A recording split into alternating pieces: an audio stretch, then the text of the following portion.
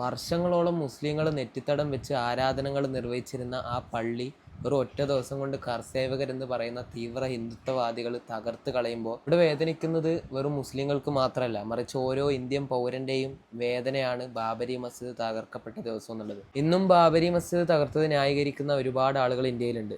പക്ഷേ ഞാൻ മനസ്സിലാക്കുന്നത് എല്ലാവരും തീവ്ര ഹിന്ദുത്വവാദികളല്ല, മറിച്ച് 1940 ശേഷം നമ്മൾ എടുത്തു നോക്കുകയാണെങ്കിൽ ബീഹാറിൽ ഒരുപാട് പള്ളികൾ മുസ്ലിങ്ങൾ ഇന്ത്യ വിട്ട് പോയ സമയത്ത് ഇന്നും കുറേ ഹിന്ദുക്കൾ പരിപാലിച്ചു വരുന്നുണ്ട്. അപ്പോൾ ഞാൻ പറഞ്ഞു വരുന്നത് എന്താ വെച്ചാൽ, എല്ലാവരും തീവ്ര ഹിന്ദുത്വ മനോഭാവമുള്ള ആളുകളല്ല, മറിച്ച് ഇന്ത്യയെ മതേതരത്വ രാജ്യമായിട്ട് കാണുന്ന ഒരുപാട് നല്ല നല്ല ആളുകളും ഉണ്ട്. ഇന്ത്യൻ സെക്കുലാരിസത്തിന് തന്നെ വലിയ മുറിവേറ്റ ദിവസമാണ് 1992 ഡിസംബർ 6 ബാബരി മസ്ജിദ് തകർക്കപ്പെട്ട ദിവസം എന്നുള്ളത്.